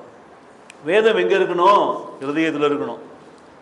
ஒவ்வொருடைய இருதயத்திலும் இருக்க வேண்டும். பாருங்கள், இன்றைக்கு நிறைய பேர் நான் பார்க்கிற இந்த வசனங்களை அங்கிருந்து இங்கிருந்து அங்கே எடுத்து போடலாம், ரொம்ப பிரச்சனையே கிடையாது, கஷ்டம் கிடையாது. ஆனால் அந்த வசனம் வாசிக்கிற பொழுது அது உன்னை தொட்டதா? அது உன் இருதயத்தை தொட்டதா? அந்த வசனம் உனக்கு இருதயத்துக்குள்ளே போச்சா? இருதயத்தில் அந்த வசனம் தங்கி இருக்கிறதா? அந்த வசனம் உனக்கு கிரியை செய்கிறதா? அந்த வசனம் இந்த நாள் முழுவதும் உன்னுடைய வாழ்க்கையில் செயல்பட்டதா? அதுதாங்க வேதம். அந்த வேதம் இருதயத்தில் இருக்கிற அந்த வேதம் எங்கே தென்படுமா? உன் நடைகளில் ஒன்றும் பிசகுவதில்லை. வேதம் என்பது நம்முடைய கண்கள் வழியாக, காது வழியாக, வாய் வழியாக நமக்கு உள்ளே போகிறது, இருதயத்துக்குள்ளே போகிறது, நல்லது தான். ஆனால் அந்த இருதயத்தில் இருக்கிற வேதம் தான் என்னை நடத்துகிறது. அதனாலே நடக்கிறேன். என்னை நடத்துகிற தேவன் என்னோடு இருக்கிறார். அப்போது அந்த வேதமானது என்னுடைய உள்ளத்தில், இருதயத்தில், உச்சந்தலை முதல் உள்ளங்கால் வரை என்னுடைய இரத்தத்தில் கலந்துருக்கிறது, என்னுடைய சுவாசத்தில் கலந்துருக்கிறது. ஏன்? அதன்படி நான் நடக்கிறீங்களா? அந்த நடையிலே ஒரு பிசகு வராது. இப்போ நான் தடுமாறுகிறேன், என்னால் முடியல, உலக பிரகாரமாய் தடுமாறுகிறேன், என்னுடைய வயசாகிடுச்சுன்னு சொல்லிட்டார் டாக்டர். நீங்கள் தடுமாறுறீங்க, நீங்கள் நடக்காதீங்க, நீங்கள் கோல் வச்சுக்கோங்க, அதுதான் மிக முக்கியம். இல்லைன்னு சொன்னால் அந்த வாக்கர் வச்சுக்கோங்க. நீங்கள் கோல் இல்லாமல் நடக்காதீங்க, அட்லீஸ்ட் யாரையாவது பிடிச்சிக்கிட்டு நடங்க. நீங்கள் தடுமாறுகிறீர்கள், என்னுடைய கால்களில் பலன் இல்லை. ஆனால் வேதம் சொல்கிறது பாருங்கள், அவனுடைய தேவன் அருளிய அந்த வேதம் அவனுடைய இருதயத்தில் இருக்கிறது. அவன் இருதயத்தில் இருக்கிற அந்த வேதம் அவன் நடைகளில் ஒன்றும் பிசகுவதில்லை. பார்த்தீங்களா? நல்ல கவனிங்க, என்னை எடுத்துக்கொள்ளுங்க. இப்போ நான் தடுமாறுறேன், நடக்க முடியல, பிசகுறேன், இப்படி கால் கோடின்னு போகுது, நல்லது. ஆனால் எனக்குள் இருக்கிற அந்த வேதம் என்னை பிசக வைப்பதே கிடையாது. நான் பிசகுவது கிடையாது. ஏன்? தடுமாறுவது கிடையாது. ஏன்? அந்த வேதம் அவ்வளவு தெளிவாக இருக்கிறது. தேவனுடைய வார்த்தை அவ்வளவு செய்கடமை உள்ளதாக இருக்கிறது. எதற்காக அருளப்பட்டது நிறைவேற்றாமல் வரவே வராது. தேவன் அருளிகிற அந்த வேதம் அது ஒரு ஈவு. வேதம் என்று சொன்னால் நிறைய சொல்லிக்கொண்டே போகலாம். வேத வார்த்தைகள் எல்லாம் உம்முடைய வசனம் என் கால்களுக்கு தீபம் என் பாதைக்கு வெளிச்சம் என்று சொல்கிறோம். சங்கீதம் 119 105. உம்முடைய வசனம் தான் எனக்கு எல்லாமே இருக்கிறது. முன்னும் பின்னும் வல்லபின் நடப்பது வேலி எடுத்து என்னை பாதுகாக்கிறது. உம்முடைய வசனம் தான் என்னுடைய வாழ்க்கையில் என்னை நடத்துகிறது. உன் வசனத்தினால் என்னை நடத்துகிறீர். வசனம் தான் என்னை போஷிக்கிறது, என்னை பாதுகாக்கிறது, என்னை சுற்றிலும் வேலியாக இருக்கிறது. ஆக அந்த வேதம் அது என் இதயத்தில் இருக்கிறது. அது என் நடைகளில் ஒரு பிசகு இல்லாமல் நடக்க வைக்கிறதுன்னு சொன்னால் வேத வார்த்தைகளை மாத்திரம்தான் நீங்கள் பற்றி கொள்ள வேண்டும். வேதம்ங்கிறது சும்மா சொல்லிட்டேன், பரிசுத்த வேதம் இருக்கிற வேதம் ரைட். ஆனால் அதுக்குள்ளே இருக்கிற எல்லா வசனங்களும் உங்களுக்கு தெரியணும். 1189 அதிகாரங்களும் படிக்கணும். அப்போ தான் நமக்கு உலகத்தில் ஒரு உறுதிப்பாடு வரும் பாருங்க. அந்த வசனத்தின்படி நாம் நடக்கணும். அந்த நடையில் பிசகு இருக்கக்கூடாது, அந்த வார்த்தையிலே பிசகு இருக்கக்கூடாது. அது தேவனருடைய ஈவு, அவர் கொடுத்த வேதமாக இருந்தால் அந்த வாக்கு தத்துவம் சொந்தமாயிடுச்சுன்னா அதை மனசில் வச்சுட்டேன்னா அது என்னோடு கூட பேசிக்கொண்டே இருக்கும், எனக்குள்ளே பேசிக்கொண்டே இருக்கும். அந்த வசனம் என்னோடு கூட பேசுகிறது, நம்ம நடை பிசகுவதே கிடையாது. அடுத்ததாக 5ஆவதாக ஒன்றை பார்க்கலாம். யோவான் எழுதின சுவிசேஷம் 6ஆம் அதிகாரத்தில் 33வது வசனம். வானத்திலிருந்து இறங்கி உலகத்துக்கு ஜீவனை கொடுக்கிற அப்பமே தேவன் அருளிய அப்பம் என்றார். ஒவ்வொன்றா பார்த்தோம். வாக்கு தத்தத்துக்கு முன்னாடி பார்த்தீங்கன்னா ஆசீர்வாதம் பார்த்தோம், ஞானம் பார்த்தோம், வாக்கு தத்தம் பார்த்தோம், வேதம் பார்த்தோம். 5ஆவதாக அப்பம், ஜீவனை கொடுக்கிற அப்பம். அதுதான் தேவன் அருளிய அப்பம், ஜீவனை கொடுக்கிற அப்பம். ஜீவனை கொடுக்கிறது பிரெட்டு கிடையாதுங்க, அப்பந்தான். ஆனால் that daily bread is different. It is the word of God. தேவனுடைய வார்த்தையை தான் சொல்கிறார் அவர். அதுதான் வானத்தில் இறங்கி வந்த உலகத்துக்கு வந்த அப்பம். அது நமக்கு ஜீவனை கொடுக்கிறது, வாழ்வை கொடுக்கிறது. அது தேவன் அருளிய அப்பம். அதுதான் தேவன் அருளிய ஈவு என்று சொல்லப்படுகிறது. இந்த அப்பத்தை தான் வரும் ஞாயிற்றுக்கிழமை, அடுத்த ஞாயிற்றுக்கிழமை நான் பெற்றுக்கொள்ள போகிறோம். அப்பமும் ரசமும் இருந்தால் போதுன்னு நினைக்கிறாங்க நிறைய பேர். நிறைய பேர் வீடுகள்லாம் நீங்கள் அப்பம் ரசம் கொடுக்க ஆரம்பிச்சிட்டாங்க. எல்லாமே ரொம்ப சிம்பிளிஃபை பண்ணிட்டாங்கன்னு வச்சுக்கோங்க. எல்லாரும் பாஸ்டர் ஆகிட்டாங்க, எல்லாரும் ரசம் கொடுக்குறாங்க, எல்லாம் அப்பம் கொடுக்குறாங்க, எல்லாம் ஜெபம் பண்ணுறாங்க, எல்லாம் அதுதான் இதுதாங்கிறாங்க. நான் என்ன சொல்கிறேன், நான் யாரையுமே குற்றப்படுத்தும்படி சொல்லலை. அது வானத்திலிருந்து இறங்கி வந்த உயிருள்ள தேவனுடைய வார்த்தையா? அந்த வார்த்தை உள்ளத்தில் கிரியை செய்கிறதா? அந்த வார்த்தையின்படி நம்ம வாழ்கிறோமா? அந்த வார்த்தை நம்ம நடத்துகிறதா? இதை தான் நான் பார்ப்பேன். சாப்பிட்ற அப்பத்தையும் ரசத்தையும் ஓரமாக வச்சுருங்க, தேவையில்லை. It doesn't matter. But what about it's reaction? அது நம்ம உள்ளத்தில் என்ன கிரியை செய்கிறது பாருங்க. ஒரு வசனம் நம் வாழ்க்கையில் எப்படி கிரியை செய்கிறது, எப்படி நம்மை நடத்துகிறது, எப்படி நடத்துகிறது பாருங்க. அந்த அப்பம் என்று சொல்லுகிற அந்த அப்பம் தேவனுடைய வார்த்தையை பிட்டு பிட்டு சாப்பிட்றோம். பிரேக்கிங் ஆஃப் பிரெட் என்று சொல்கிறார்கள். ஸோ திருச்சபையில், கத்தோலிக்க திருச்சபையில் திருப்பலியில் முதல் பகுதி பிரேக்கிங் ஆஃப் தி வேர்டு, 2வது பகுதி பிரேக்கிங் ஆஃப் தி பிரெட். அவ்வளோதான், பிளஸிங் கொடுத்து அனுப்பிச்சிடுறாரு. சரி, அப்போ பிரேக்கிங் ஆஃப் த வேர்ட் என்று தான் நாம் முக்கியத்துவம் கொடுக்குறோம். We don't give importance to breaking of the bread. Bread is there, let it be. அது ஒரு சைனாக இருக்கட்டும். ஆனால் அந்த அப்பம் என்பது வானத்தில் இறங்கி வந்த அப்பமாக இருந்தால் அது ஜீவ அப்பம். நானே என்று சொல்கிறார். அவர் தான் வார்த்தையானவர். நானே வழியும் சத்தியமும் ஜீவனமாக இருக்கிறேன்னு சொல்கிறார். அவர் தான் அப்பம். நானே வானத்தில் இறங்கி வந்த உயிருள்ள அப்பம் என்று சொல்கிறார். யார் சொல்கிறது? இயேசு கிறிஸ்து. யோவான் சுவிசேஷத்தை எடுத்து வாசித்து பாருங்கள். நானே நானே என்று சொல்லி 7 அல்லது 9 இடத்துல வரும். நானே உயிருள்ள அப்பம், நானே உலகத்திற்கு ஒளி, நானே என்று சொல்கிறார். அந்த அப்பம் தான் தேவனுடைய வார்த்தை. வார்த்தை, ஆதியிலே வார்த்தை இருந்தது. ஆதியிலே தேவன் வானத்தை பூமியை சிருஷ்டித்தார். பூமி ஒழுங்கின்மை வறுமையாக இருந்தது. ஆழத்தில் மேல் இருள் சூழ்ந்திருந்தது. தேவ ஆவியானவர் ஜலத்தில் மேல் அசைவாடி கொண்டிருந்தார். தேவன் வெளிச்சம் உண்டாக கடவுள் ஒரு வார்த்தையை சொன்னார். உடனே வெளிச்சம் உண்டாயிட்டு. அந்த வார்த்தை அவருடைய மடியில் இருக்கிறது, கூடவே இருக்கிறது. இந்த அப்பமும் தேவனுடைய வார்த்தை தான். அதுதான் தேவனுடைய ஈவு. நாம் பெற்றுக்கொள்கிற அப்பம் ஒரு வெளிப்பிரகாரமான அடையாளம், சைன் தான். But we receive the word of God into our heart. அதுதான் புடைத்து பிட்டு கொடுக்கிறார்கள் நமக்கு. தேவனுடைய வார்த்தையை பிட்டு கொடுக்கிறார்கள். நல்லா கவனித்து பாருங்கள். அந்த வார்த்தை நமக்குள்ளே வந்துச்சுன்னா அந்த அப்பம் நம்மை வாழ வைக்கும். அது ஜீவ அப்பம், நமக்கு ஜீவனை கொடுக்கும். அதுதான் ஜீவன் என்று சொல்லப்படுகிறது. 6ஆவதாக தேவனுடைய கிருபை. எடுத்து வாசிக்கலாம். 1 கொரிந்தியர் 15ஆம் அதிகாரத்தில் 10வது வசனம். ஆகிலும் நான் இருக்கிறது தேவ கிருபையினாலே இருக்கிறேன். அவர் எனக்கு அருளிய கிருபை விருதாவாய் இருக்கவில்லை. தேவன் அருளிய கிருபை எனக்கு விருதாகவாக இல்லை. கிருபையானாலே விசுவாசத்தை கொண்டு நீங்கள் ரட்சிக்கப்பட்டீர்கள். அவள் எல்லாரிலும் நான் அதிகமாய் பிரயாசப்பட்டேன், ஆகிலும் நான் அல்ல, என்னுடனே இருக்கிற தேவ கிருபையே அப்படி செய்தது. அடுத்ததாக ஆறாவதாக நம்முடைய வாழ்க்கையில நாம் பெற்றுக்கொள்ள வேண்டிய ஒரு பெரிய ஈவு தேவ கிருபை தான். கிருபை தான் ஒவ்வொரு நாளும் கொடுக்கப்படுகிறது. தேவனுடைய கிருபை உங்களுக்கும் கொடுக்கப்படுகிறது, எனக்கும் கொடுக்கப்படுகிறது.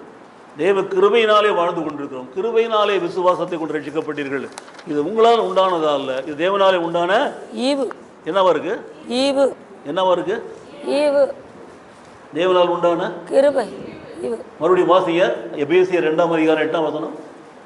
கிருபையினாலே விசுவாசத்தை கொண்டு ரட்சிக்கப்பட்டீர்கள். கிருபையினாலே விசுவாசத்தை கொண்டு ரட்சிக்கப்பட்டீர்கள். இது உங்களால் உண்டானதல்ல, இது தேவனுடைய. எனக்கு புரியல, இன்னும் சரியா புரியல.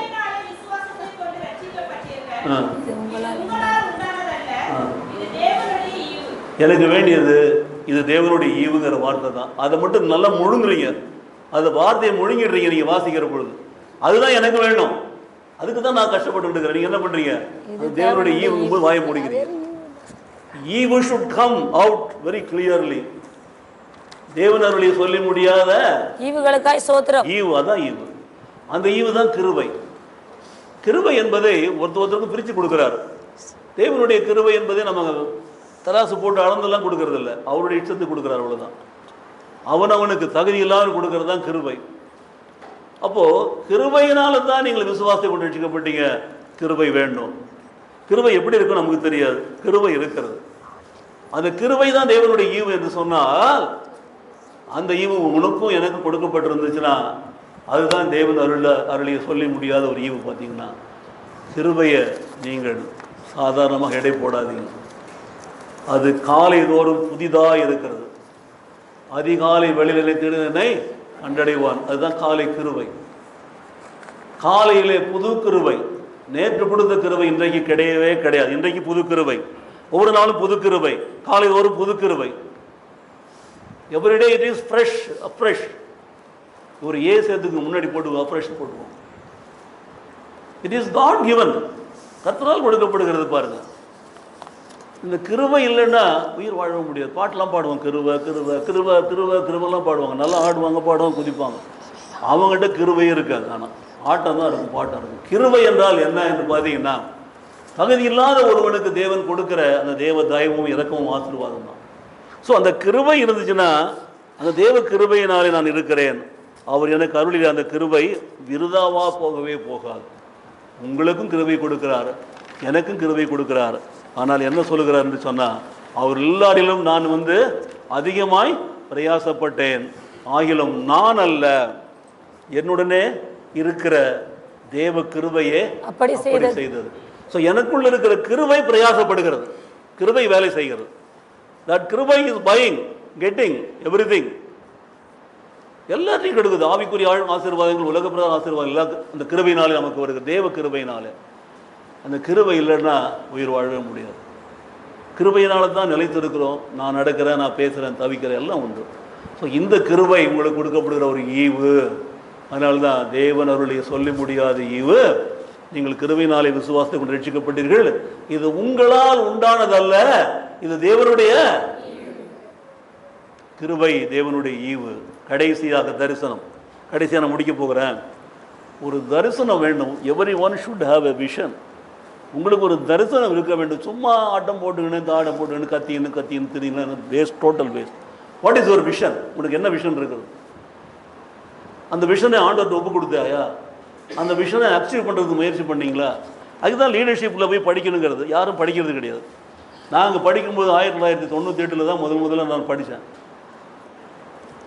எனக்கு அந்த லீடர்ஷிப் குவாலிட்டிஸும் சொல்லிக் கொடுத்தாங்க. எல்லாமே ஸ்டீவர்ட்ஷிப்பு, இன்டெகிரிட்டி எல்லாமே சொல்லிக் கொடுத்தாங்க. லீடர்ஷிப் எல்லாம் நிறைய சப்ஜெக்ட். ஆனால் அதை நாம் பெற்றுக்கொள்ள போகிற பொழுது பார்த்தீங்கன்னா, வி ஷுட் ஹேவ் எ தரிசனம். ஆண்டவர் என்னை தெரிந்து கொண்டிருக்கிறார். நான் ஒரு அரசாங்கத்தில் அதிகாரியாக இருந்து ஓய்வு பெற்றவன், அதை பற்றி பிரச்சனை கிடையாது. ஆனால் அதை விட மேலான ஒரு பதவியை தான் ஆண்டவர் எனக்கு கொடுத்துருக்கிறார், இந்த போதகர் பதவி. இதில் நான் திருப்தியாக இருக்கிறேன், இதில் நான் நிறைவாக இருக்கிறேன். அப்போது இந்த தரிசனம் இருந்தால் எல்லாமே நடக்கும். நல்ல கவனிங்க. எடுத்து வாசிங்க. 2 கொரிந்தியர் 12 1வது வசனம். மேன்மை பாராட்டுகிறது, மேன்மை பாராட்டுகிறது எனக்கு தகுதி அல்லவே. அல்லவே. சும்மா பீத்திக்கிறது, மேலுக்கு டாட் போட்டு தச்சுக்கிறது எல்லாம் வேஸ்ட். எல்லாம் இந்த மேன்மை நீங்க பாராட்டவே கூடாது. அதுதான் நீங்க எடுத்து சங்கீதம் 131 வாசிச்சு காமிச்சான். இருதயத்துல இருமார்பு இருக்கக்கூடாதுன்னு சொல்லிட்டு தெளிவா கவனிங்க. கர்த்தர் அருளிய தரிசனங்களையும் வெளிப்படுத்தல்களையும் சொல்லுகிறேன். ஆமா, ஒரு தரிசனத்தை தேவன் உனக்கும் எனக்கும் கொடுத்திருக்கிறாரா? உங்களுடைய தரிசனம் என்ன? What is your vision? யாராவது ஒருத்தர் ஆண்டவர்கிட்ட கொண்டு வந்திருக்கிறீங்களா? நீங்க இருக்கிறவங்க வெளியில ஓட்டிட்டு போயிருக்கிறீங்களா? யோசித்து பாருங்க. தரிசனம் என்பது தேவன் கொடுக்கிறது. இட் இஸ் ஒன்லி தரிசனம் என்றால் இட் இஸ் ஒன்லி விஷன். அப்போ அந்த தரிசனம் நமக்கு வரணும்னு சொன்னா கண்களை மூடி கர்த்தரை நோக்கி பார்க்கிற பொழுது தான் அந்த தரிசனம் கிடைக்கும். அந்த தரிசனத்தில் தேவன் உங்களுக்கு வெளிப்படுத்தினார்னா எதையெல்லாம் நீங்கள் சாதிப்பீங்க, எதெல்லாம் பெற்றுக்கொள்ளுங்கன்னு சொல்லி உங்களுக்கு உணர்த்தினார்னா அந்த தரிசனத்தை நாடி போக. அந்த தரிசனத்தை நாடி போனீங்கன்னா அது உங்களுக்கு வெளிப்படுத்தப்படும். அது வெளிப்படுத்தப்படுகிற பொழுது அதை நீங்கள் அடைவீர்கள். அது உங்களை ஆசீர்வதித்து உயர்த்தி மேன்மைப்படுத்தும். விசுவாசிக்கிறீங்களா? ரோமர் 16ஆம் அதிகாரம் 7ஆம் வசனம் எடுத்து வாசிக்கலாம். ஒருத்தர் வாசிங்க. தேவன் அருளிய ஈவு தரிசனம் 16:7. ஆமா, அப்போஸ்தலருக்குள் பெயர் பெற்றவர்களும் எனக்கு முந்தி கிறிஸ்துவுக்குள் உள்ளானவர்களும் என் இனத்தாரும் என்னுடனே கூட காவலில் கட்டுண்டவர்களுமாய் இருக்கிற அன்றோனிக்கியனையும் யூனியாவையும் வாழ்த்துங்கள். தரிசனம் நமக்கு தேவை. அங்கே யாரோ 2 பேரை பற்றி அவர் எழுதி வச்சிருக்கிறார் பாருங்க. அவருக்கு கிடைத்த தரிசனம் அதுதான். அடுதான் அந்த தரிசனம் நமக்குள்ளே வரும் என்று சொன்னால், அவர்களை தான் நம்ம மேன்மைப்படுத்தணும் என்று சொன்னால் அந்த தரிசனம் நம்முடைய வாழ்க்கையில் செயல்படும். எனக்கு இருக்கிற தரிசனம் அவர் ரட்சிக்கப்படணும், அவர் ஊழியக்காரனாக மாறணும், அவர் ஒரு சபையை நடத்தணும், அவர் ஜனங்களை ரட்சிப்புக்குள்ளே கொண்டு வரணும். அந்த தரிசனத்தை அவர் மூலயமா நிறைவேற்றுவார். நேற்றைய தினத்தில் நான் வீட்டில் உட்காந்துட்டு செல்லில் பார்க்குற பொழுது ஹோம் கோயிங் செரமனின்னு சொல்லி ஒன்று போட்டிருந்தாங்க. திருச்சி பட்டணத்தில் இருக்கிற கிதியோன் ஜேக்கப் என்பவருடைய சபையில் இருக்கிற ஒரு பாஸ்டர் செல்வராஜ் என்பவர் மரித்து போயிட்டார். ரொம்ப வயசாகிடுச்சு அவருக்கு. அவங்கெல்லாம் எல்லாருமே சிலோவாம் கிறிஸ்தவர்கள். திருக்கனூரில் இருக்கிற பாண்டிச்சேரியில் அதுதான் முதல்ல வந்துச்சு சிலோவாம்.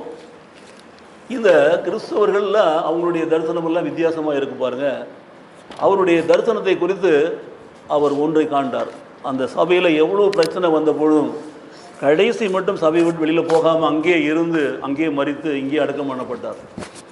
அவருடைய சாட்சியை பறித்து அங்கே கேள்விப்படுகிற பொழுது அந்த செல்வராஜ் என்கிற ஒரு பாஸ்டர் ஒரு பிளாட் வாங்கலை, ஒரு வீடு வாங்கலை, ஒன்றும் கட்டலை, பிள்ளைகள் பஞ்சாயெல்லாம் இருக்கிறாங்க, எல்லாம் அப்படி விட்டுட்டு தான் போகிறார். அதெல்லாம் கர்த்தர் பார்த்து கொள்வார். அது என்னுடைய முக்கியமே கிடையாது. My vision is not to buy a flat and to construct a house, to buy an apartment. It is not my vision அப்படின்னு சொல்லிட்டு அந்த சபைக்காக அவர் ஓடி ஓடி சம்பாதிச்சது எல்லாம் பார்த்தீங்கன்னா உழைத்து பஸ்ஸில் போகும்பொழுது பஸ்ஸு பிரேக் டவுன் ஆகும்போது இறங்கி அங்கிருந்து அடுத்த ஒரு லாரியில் எழுதி அடுத்து அவர் விஷனை பெற்றுக்கொள்ளும்படி சென்னைக்கும் திருச்சிக்கும் அங்கேயும் இங்கேயும் பறந்து கொண்டு இருக்கிற ஒரு செய்தியை பார்த்தோம். உடம்பு முடியாமல் அவர் மரித்து போனதை பார்க்கிற பொழுது அவருடைய சாட்சி சொல்லப்பட்டிருக்கிறது. தனக்கென்றும் தன்னுடைய மனைவிக்கென்றும் பிள்ளைகளுக்கென்றும் தங்களுக்கென்றும் வீடு எதுவும் வாங்காமல் எந்த விதமான பொருள் சம்பாதிக்காமல் சபைக்காகவே உழைத்து மரித்திருக்கிறதை பார்க்கிறோம். அவருடைய தரிசனம் எல்லாம் சபையினுடைய தரிசனம் தான். அந்த சபையினுடைய கொள்கையின்படி நடத்த வேண்டும் என்று சொல்லி அதை குறித்து அவருடைய சக ஊழியர் ஒருத்தர் சாட்சி சொன்னார், எபினேசர் என்று சொல்லி. நான் கேட்டேன், இதுதான் தேவன் அருளிய தரிசனத்தின்படி போகிறது. கலாத்தியர் எடுத்து வாசிக்கலாம். 1வது அதிகாரத்தில் 22வது வசனம்.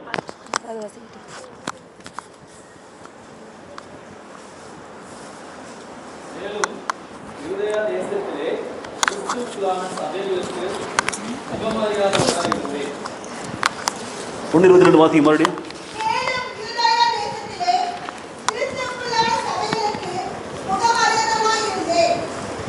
எனக்கு பிரியமானவர்களே, நம்முடைய வாழ்க்கையில் நம்முடைய தரிசனம் என்ன? உங்களுக்கும் எனக்கும் தேவன் கொடுத்துருக்க தரிசனம் என்ன? இப்போ நம்ம பிள்ளைகளை படிக்க வைக்கிறதுக்கு ஓடுறோம், அதெல்லாம் ரொம்ப முக்கியமாக. பிள்ளைகளுக்காக பாடுபடுறோம், குடும்பத்துக்கு பாடுபடுறோம், மகனுக்கெல்லாம் பாடுபடுறோம். That is different. It is only உலக பிரகாரமான காரியம். அனுபவிங்க, செய்யுங்க. What about your spiritual vision? ஆவிக்குரிய விஷன் என்ன? சபைக்காக நீங்கள் என்ன தரிசனம் வைத்திருக்கிறீர்கள்? சபைக்கென்று ஆத்துமாக்களை ஆதாயம் பண்ணுவதில்லை, சபையை பெருக்குவதில்லை, வளருவதில்லை. நான் மிகவும் மனம் நொந்து போய் தான் நான் பிரதர்கிட்ட பேசும்போது சொன்னேன், நான் it is not possible for me. நான் எவ்வளோ சொல்லி பார்த்து லேட்டாக வராதிங்கன்னு யாருமே சட்டை பண்ணவே இல்லை. தம்பியை விட்டு சொன்ன உடனே இப்போ எல்லாம் ஓடி வரீங்க, நல்லது வாங்க. எனக்கு என்ன பொறுத்த வரைக்கும் you want an young blood, நல்லது. ஆனால் how much I suffered for you to bring it to the church.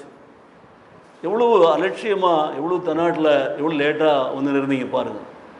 இந்த தரிசனம் இருந்தால் நாம் இப்படி நடந்து கொள்வோமா? யோசித்து பாருங்கள். இன்றைக்கி யாரோ ஒருத்தர் சொல்கிறான்னு சொல்லிட்டு வந்தோம்னா அது நமக்கு தரிசனமா? அதுதான் தரிசனம் என்று நினைத்தீங்கன்னா அது உங்களுக்கு தரிசனமே அல்ல. நல்லா யோசித்து பார்த்தீங்கன்னா, கர்த்தருக்கென்று வைராக்கியமாய் வாழ்கிறோமா? கடவுளுக்கென்று எடுத்து வைக்கிறோமா? மனுஷனை பார்க்கிறோமா? முகத்தை பார்க்கிறோம்? What is your vision? உன்னுடைய தரிசனம் என்னவென்று யோசித்து பாருங்கள். பாட்டிக்கு, சித்திக்கு, தாத்தாவுக்கு, அத்தைக்கு இப்படிலாம் ஓடிட்டு இருக்க வேண்டியதே இல்லை. இதெல்லாம் நமக்கு வாழ்வு கொடுக்காது. அதெல்லாம் நம்மை போதிக்கவும் போஷிக்கவும் போதாது. அந்த சபையை கட்டுறதுனால எதுவுமே நமக்கு நடக்காது. உன்னுடைய தரிசனம் என்ன? உன்னுடைய இருக்கிற சபையில் நீ என்ன பண்ணிட்டு இருக்கிற யோசித்து பாருங்க. எனக்கு பிரியமானவர்களே, தேவன் அருளிய சொல்லி முடியாத இவர்கள் சொல்லிக்கொண்டே போகலாம். அதற்கு தான் சொல்லியிருக்கிறாங்க, சொல்லி முடியாத ஈவு. அது முடியுமா? சொல்லிக்கொண்டே போகலாம், இன்னும் சொல்லிக்கினே போகலாம். ஆனால் உங்களுக்கும் எனக்கும் உள்ள தரிசனம் என்ன? முதலாவது யோசித்து பாருங்கள். உங்களுடைய ஆசீர்வாதம் என்ன? What about our offering? காணிக்கை என்ன? உங்களுடைய ஞானம் என்ன? தேவனுடைய அறிவு எப்படிப்பட்டதாக இருக்கிறது? யோசித்து பாருங்கள். உங்களுடைய வாக்குத்தத்தம் என்ன? உங்களுடைய ப்ராமிஸை பற்றி நீங்கள் என்ன நினைக்கிறீங்க? உங்களுடைய அப்பம் என்ன? தேவனுடைய கிருபை என்ன? தரிசனம் என்ன? எனக்கு பிரியமானவர்களே, கண்களை மூடி கர்த்தரை நோக்கி நாம் பார்ப்போம். தேவன் நம்மை நினைத்திருக்கிறார், நம்மை ஆசீர்வதித்திருக்கிறார் என்று நாம் ஒரு நாளும் மறக்கக்கூடாது. கர்த்தர் நம்மை நித்தமும் நடத்துகிறவர் தான், ஆசீர்வதிக்கிறவர் தான். கர்த்தருடைய ஆசீர்வாதம் உங்களோடு கூட இருப்பதா? எங்கிருந்தாலும் நீங்கள் கர்த்தருக்கென்று வாழுங்க, கர்த்தருக்கென்று கொடுங்க, கர்த்தருக்கென்று நடங்க, கர்த்தருக்கென்று கால் எடுத்து வைங்க. கர்த்தர் உங்களை ஆசீர்வதித்து உயர்த்துவார். மற்றபடி மனுஷருக்காக நீங்கள் வாழ்ந்தீர்கள் என்று சொன்னால் அதுவும் கடந்து போகும். இதுவும் கொஞ்ச நாள் ஆன உடனே மறுபடியும் பழசாயிடும். பழசான ஒருபாடு பார்த்தீங்கன்னா மறுபடியும் பழைய குருடி கதவு கதடி தான் வருவோம். கர்த்தருக்கென்று வாழ்ந்தோம் என்று சொன்னால் அது கடைசி மட்டும் நிலைத்திருக்கும். கர்த்தர் நம்மை ஆசீர்வதிப்பார். உங்களுடைய ஒப்பு கொடுத்தல் கர்த்தருக்கென்று நான் விசுவாசிக்கிறேன், நான் பார்க்கிறேன். போன வாரத்தை விட இந்த வாரம் அதிகமாக இருந்ததா, இந்த வாரத்தை விட அடுத்த வாரம் அதிகமாக இருந்ததா நீங்கள் பாருங்கள். அடுத்த வாரத்துக்கான 4 வார டைம் டேபிள் போட்டு கொடுத்துருவார். 1ஆம் தேதி போட்டுருவார் நோட்டீஸ் போர்டில், பார்த்துக்கொள்ளுங்கள். கடந்து வாருங்கள், கர்த்தருக்கென்று நீங்கள் உங்களை ஒப்புக் கொடுங்கள். கர்த்தர் கொடுத்த ஈவுகளை பெற்றுக்கொள்ளுங்கள், அதன்படி வாழ ஒப்புக் கொடுங்கள். கர்த்தர் உங்களை ஆசீர்வதிப்பாராக. ஜெபிப்போம். எங்களை நேசிக்கிற நல்ல பிதாவே, இந்த நாளுக்காக உங்களுக்கு நன்றி செலுத்துகிறோம். கர்த்தாவே, எங்களை அழைத்தவர் என் உண்மை உள்ளவர் என்று நாங்கள் விசுவாசிக்கிறோம். அதன்படி எங்களை செய்கிறபடியாக உங்களுக்கு நன்றி செலுத்துகிறோம். ஆண்டவரே, நாங்கள் ஒவ்வொரு நாளும் ஆண்டவரே எங்களுடைய அழைப்பிலே நாங்கள் பின் வாங்காமல் அழைப்பிலே முன்னேறும்படி எங்களுடைய பிள்ளைகளை உமக்கென்று வளர்க்க, எங்களுடைய குடும்பத்தை உமக்கென்று ஒப்புக் கொடுக்க, உமக்காக ஓட உழைக்க எங்களை தாழ்த்தி ஒப்புக் கொடுத்து நாங்கள் ஜெபிக்கிறோம். கர்த்தர் எங்களை கரும்பிடித்து நடத்தும், காரியங்களை வாக்கிய பண்ணும், உடைய நாமத்தை மகிமைப்படுத்தும். சகல துதி கன மகிமை ஒருவருக்கு செலுத்துகிறோம். வாழும் நாளெல்லாம் எங்களை ரட்சிப்பின் நன்மையாலே நிரப்பி எங்களை கரம்பிடியும். தரிசனத்தை எங்களுக்கு தாரும், தரிசனத்தில் நிலைத்திருக்கும்படி எங்களுக்கு தாரும். ஜீவ அப்பத்தை எங்களுக்கு தாரும், ஜீவ உணவை கொடுத்து ஜீவனுடைய வாழ்வை எங்களுக்கு தாரும். ஆண்டவரே, வேதத்தை எங்களுக்கு தாரும், அந்த வேதம் எங்களை நடத்தட்டும். கிருபை எங்களுக்கு தாரும், கிருபையினாலே எங்களை தாங்கி நடத்தும். உங்களுடைய வாக்கு தத்தங்களை எங்களுக்கு கொடுத்து ஆசீர்வதியும். உங்களுடைய ஞானத்தினாலே எங்களை நிரப்பி பலப்படுத்தும். எல்லா விதமான ஆசீர்வாதங்களுக்காக உங்களுக்கு நன்றி செலுத்துகிறோம். எங்களை தாழ்த்துகிறோம், வெறுமையாக்குகிறோம். இயேசு கிறிஸ்து நாமத்திலே பிதாவே, ஆமென். அல்லேலூயா. கரங்களை தட்டு.